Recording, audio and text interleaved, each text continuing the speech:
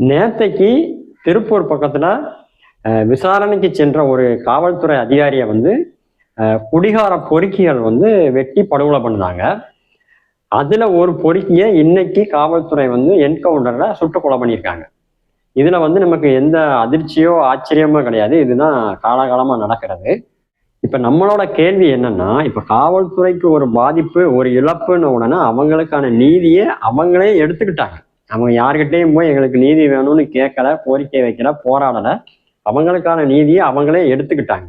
இப்போ காவல்துறையால படுகொலை செய்யப்பட்ட இந்த அஜித்குமாரா இருக்கட்டும், இல்ல சாத்தான்குளத்துல படுகொலை செய்யப்பட்ட தந்தை மகன் பென்னிக்ஸ் ஜெயராஜ் இவங்களா இருக்கட்டும், இந்த மாதிரியான ஏகப்பட்ட பேரை வந்து காவல்துறை வந்து அடிச்சே படுகொலை பண்ணியிருக்காங்க. அப்ப அவங்களுக்கான நீதியை வந்து இதுவரைக்கும் கிடைக்கல. அதுக்காக நீதி கேட்டு எவ்வளவோ பேர் வந்து மக்கள் போராட்டங்களோ இல்ல சட்ட போராட்டங்களோ எவ்வளவோ போராட்டங்கள் நடத்தினாலுமே வந்து அதற்கான நீதி வந்து இன்னைக்கு வரைக்கும் கிடைக்காது, எப்பவுமே கிடைச்சதில்லை. அப்ப இந்த நாட்டுல அதிகாரம்ங்கிறது அரசாங்கத்துக்கிட்ட இருக்கா, காவல்துறை கிட்ட இருக்கா? இதுல அரசாங்கம் எந்த அரசாங்கமா இருந்தாலும் சரி, திமுக அரசாங்கமா இருந்தாலும் சரி, அதிமுகவா இருந்தாலும் சரி, காவல்துறை மட்டும் வந்து அவங்க தனி ஒரு ஒரு சர்வாதிகார போக்குல அவங்களுக்கு வந்து ஒரு கட்டற்ற ஒரு எல்லையில்லாத அதிகாரத்தோட தான் வந்து காவல்துறை வந்து இயங்குறாங்க.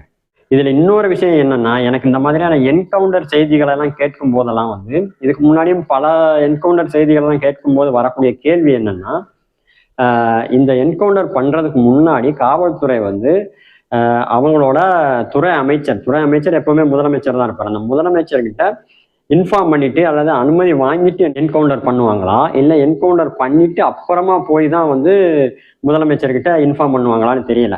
ஏன்னா ஒருவேளை இவங்க பெர்மிஷன் வாங்கிட்டு என்கவுண்டர் பண்றாங்கன்னா இதுக்கு எப்படி முதலமைச்சர் பெர்மிஷன் கொடுத்தாரு அப்படிங்கிற ஒரு கேள்வி இருக்கு. இல்ல என்கவுண்டர் பண்ணிட்டு அப்புறமா போய் தான் முதலமைச்சர்கிட்ட இன்ஃபார்ம் பண்ணுவாங்க அப்படின்னா அப்ப அவ்வளவு தைரியம், அவ்வளவு துணிச்சல் வந்து காவல்துறைக்கு எங்க இருந்து வருது? அப்ப இந்த நாட்டுல காவல்துறைக்கு ஒரு நீதி, சாதாரண மக்களுக்கு ஒரு நீதி அப்படிங்கிற எவ்வளவு பயங்கரமான ஒரு சூழல்ல நம்ம எல்லாம் வாழ்ந்துட்டு இருக்கோம்.